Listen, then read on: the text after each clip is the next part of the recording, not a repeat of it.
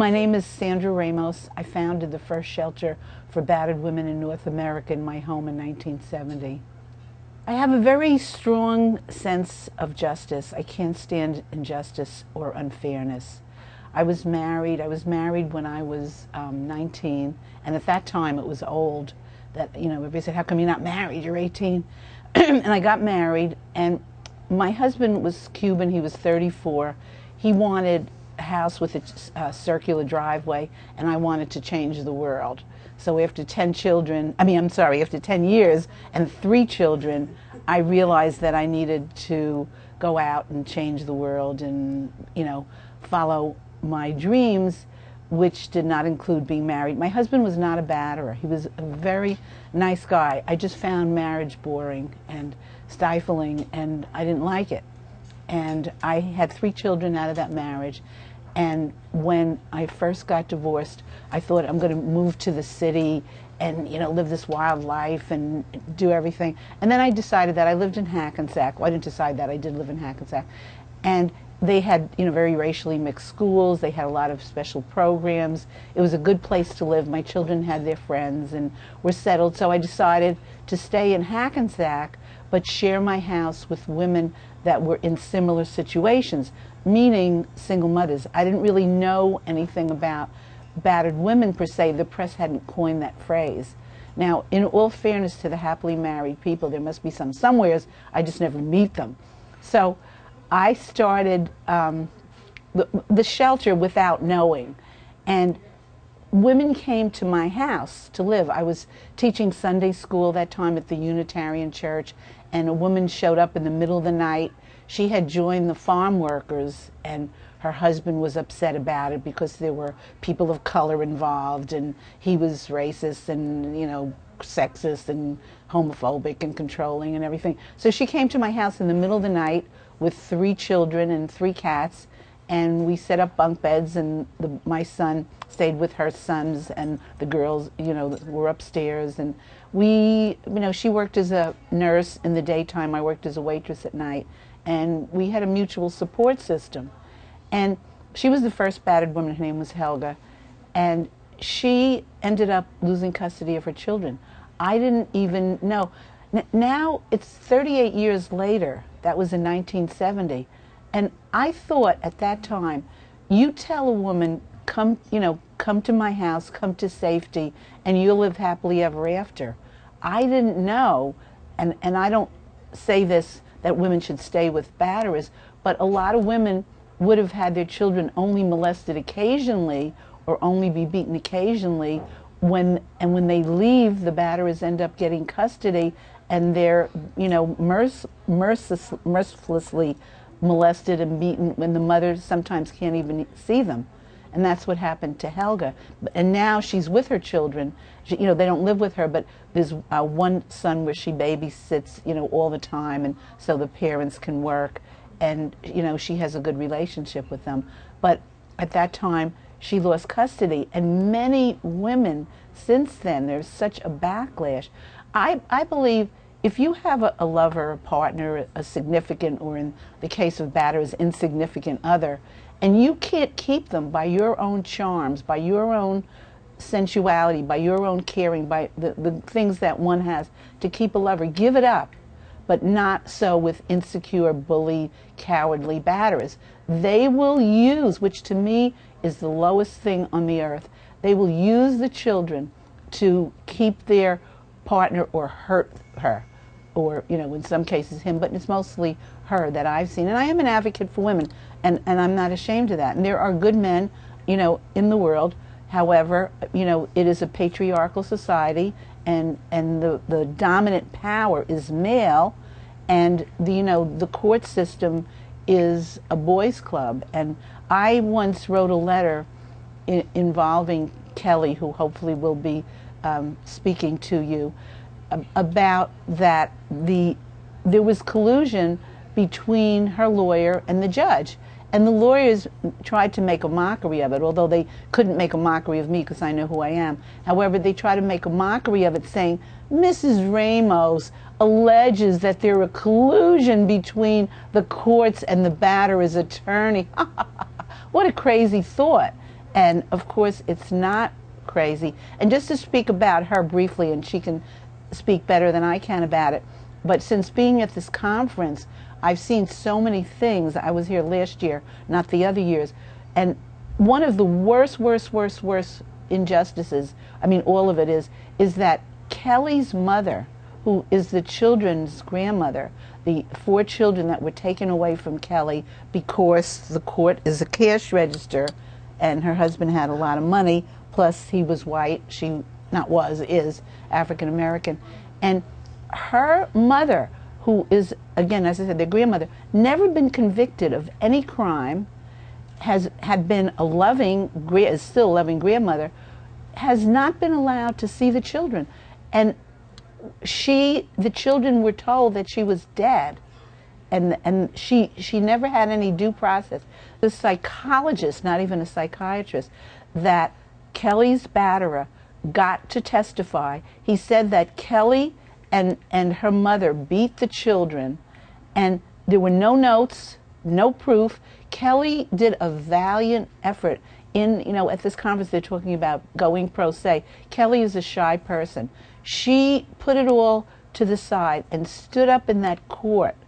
And I was there, one of them, I had promised my children to go to California, and if I broke another date, I would be, so I wasn't there at that. But they almost arrested me for having my cell phone go off. As you could see, I don't know how to shut it off. And they didn't want to give it back to me. Power and control. And she stood up there, and they put things in the record that weren't even true, and she objected, and they shot her down. And her mother, till this day, is heartbroken. I asked her if she was coming, and I could see in her face like she was going to cry, because she wanted to come, but it's just so painful, and it's so unjust and unfair.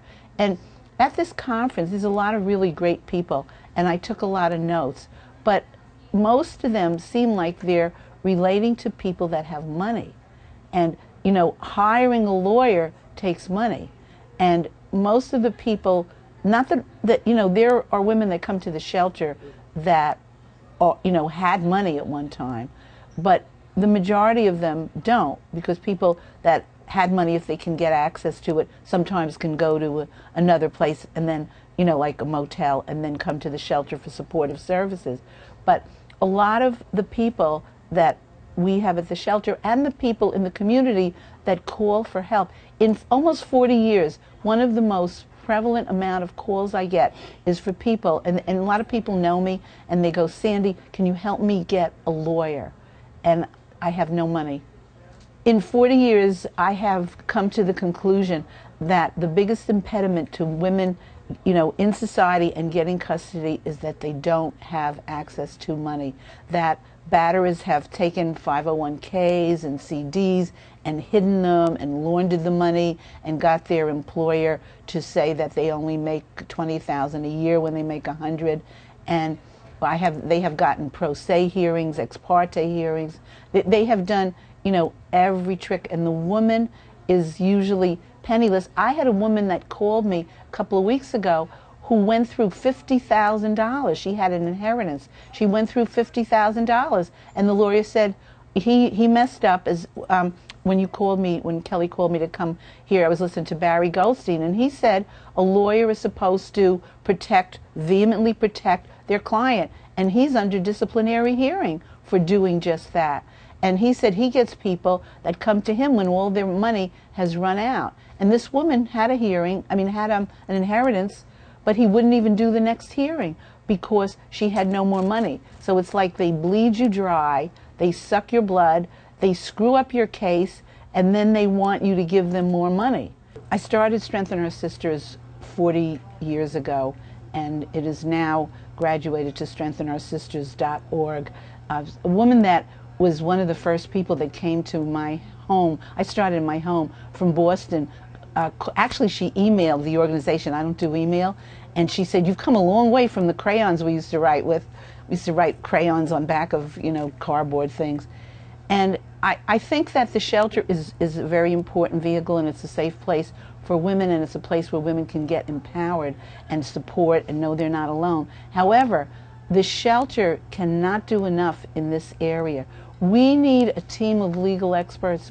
We need a million legal experts, and they were talking about judges training, and I raised my hand, but they didn't call me, and I don't want to, I usually would jump out, but there were other people that had very important issues. But I wanted to say the judges don't need training, they need lobotomies, because all the training that you give them, if they're still misogynist, racist, sexist, and homophobic, and insecure, and batterers themselves, not all, but a lot, they're not going to get it. I did a training to the judge before they pulled me off the stage, and I just said, I was really polite. I said, "Good afternoon, judges, and Your Honor," and I can't stand to say that, but I did it for the women, and I said, I'd like to say that in Passaic County, that's where we are, there are many women that go to get restraining orders that do not get them.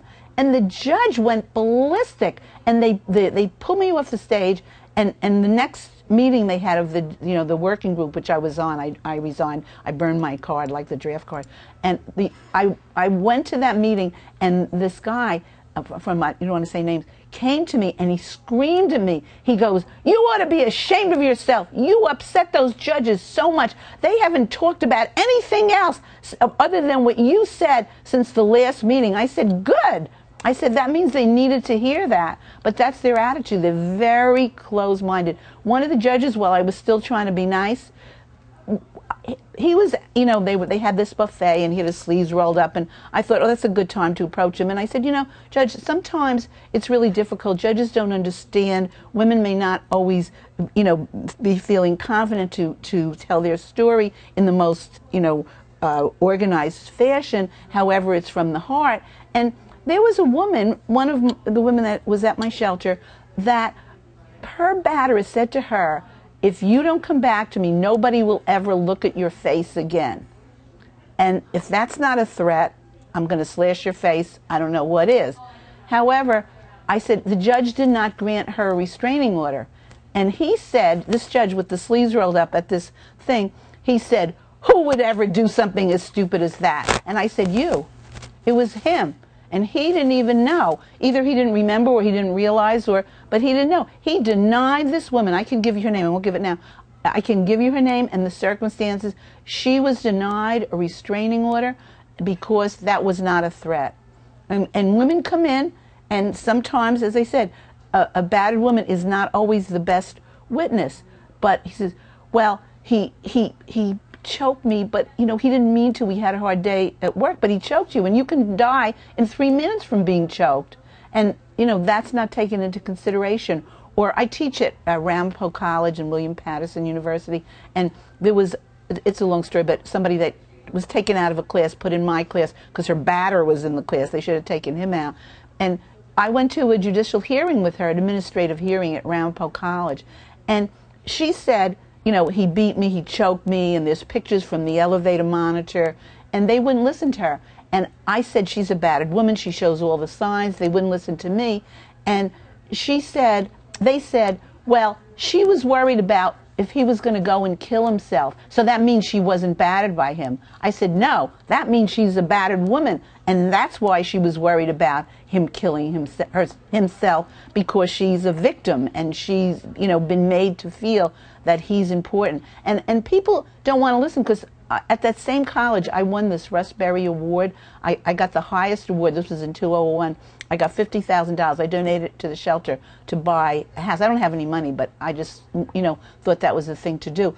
Anyhow, when I was getting the award, they called my name. It was a surprise. It's supposed to be, like they count down. There's 23 people, and the first one. And I got up on the stage, and you're supposed to say, "Oh, thank you." I'm speechless, but I didn't. I grabbed the mic, and I said, "Thank you, I want to speak." And I told the story about the student and the dean of the college and the president, the board chairperson. They were all there, and there was like 1,000 people in the audience at the Berry Center, and they didn't even listen. They didn't even listen. I was up on the stage. I was even dressed up, had my hair fixed, one color, everything, and I had just won this award, so I was somewhat of a celebrity. The press was all taking my picture, but they didn't want to listen to that. They did not want to hear that.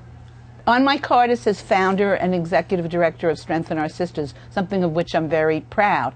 And the other thing that's on my card is expert witness. And the reason that I put that on is to give me some kind of credibility, although I think my credibility speaks for itself. I have a master's degree, and I don't have a doctorate, but I do have a master's, and I have 40 years of experience, and that is more than all the degrees as far as I'm concerned. But in any event, I have the expert witness, and most of the times when I go to court, they cross-examine me. And the reason I did that is because an expert witness costs like $500 for 10 minutes, and most people don't have that. And so I don't charge people, and I go to court, and I attempt to be an expert witness.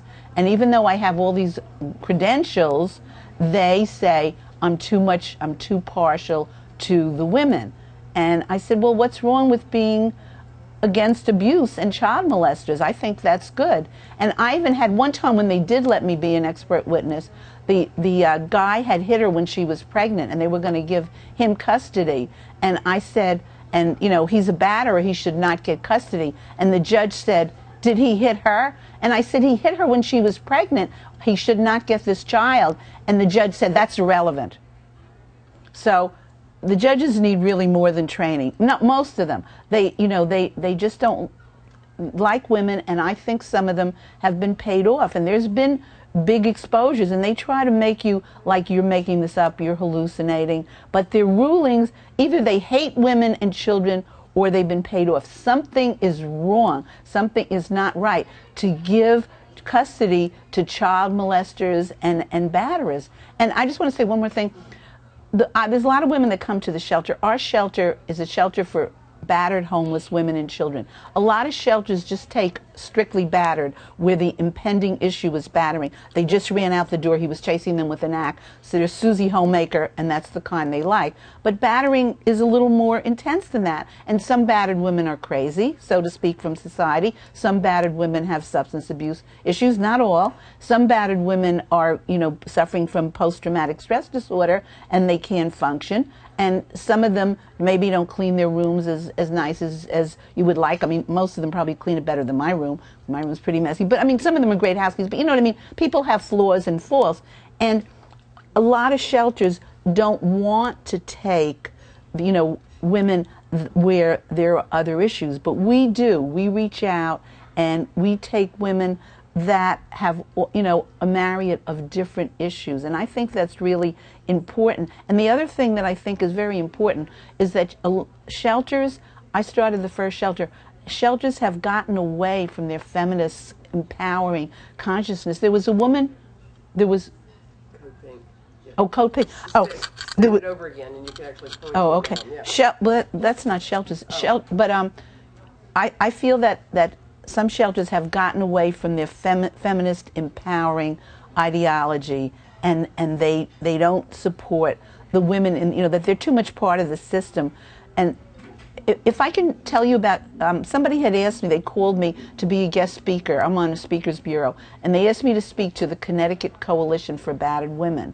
And I accepted, and I told them, I don't, they said they would pay my expenses, and, I said, I don't want to stay in a Sheraton hotel because it's owned by IT&T. I want to stay in a little bed and breakfast, and I don't want to go to the Hilton or have dinner there. I don't like, that stuff. I'd like to go to a, like a kind of home neighborhood restaurant. And they said, okay. And I said, and I'd like to, visit the shelters. And they said, well, there are 18 in the state. I said, well, the ones in the vicinity. They said, okay. And there were two speakers. One was a younger one, and one was the older one. I was the older one, I guess, quite obviously, because I'm 66. And I was supposed to give an overview of the shelter movement. So I said to the woman, I was saying, I want to look at where we started, where we're going. Are we true to our principles? Are we true to our ideology, etc.? And so that was all arranged. I was supposed to go there, and then she called me, and she said, they're a little nervous about what you're going to say, and I said, she said, maybe next year. I said, not me, honey. I said, if you want someone that'll put you to sleep, you can, call them, but I'm not going to drive to Connecticut to say nothing. If I'm going, or anywhere, I'm not going to even drive down or walk down the street. I want to say what I feel and what's important and what's true, what I think is true.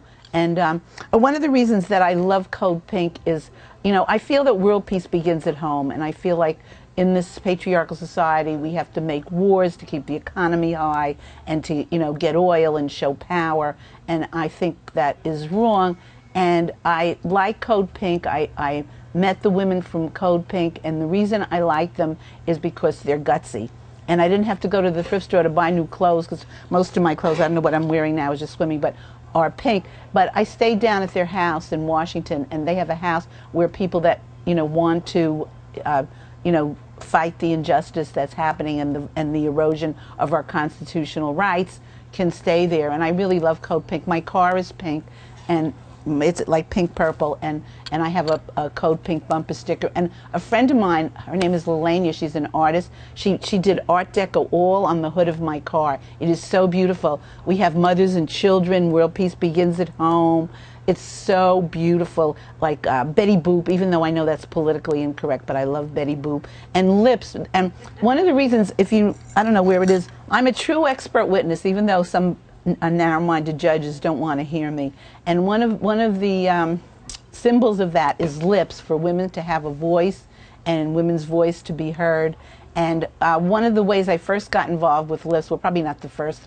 The first might have been from breastfeeding, I'm not sure. But one of the ways that I remember that I got to like lips was that the Bergen County Freehold is where I started the first shelter, Shelter Our Sisters. If you want to hear that story, I can tell you that another time. But I started Shelter Our Sisters in my home in Bergen County, and I kept going to the freeholders, and I would say, I have a woman, she was chained to the radiator, her head was shaved, she came to my house, I have 23 people living in my house, we need help, we need money, and they would go, thank you, Mrs. Ramos. And so the two things happened simultaneously. One is that they gave $1 million to a dog shelter, and they wouldn't give any money to battered women. And so I came to the meeting and I brought poodles. And we had like 25 poodles running all around the freeholders' chambers. And they had collars and nail polish. They wasn't Rottweilers or German Shepherds, but it was poodles. And they got pretty upset. And then the other thing that I did was I gave them lips for their lip service to battered women, and a scroll for lip service to battered women. And they got really upset. I don't know why. I thought it was a really good thing. The other thing, when I was fighting for daycare, for free daycare, we brought about 30 children, and we let them run around the freeholders' chambers. And they went, Mrs. Ramos, do something with these children. I said, open a daycare center.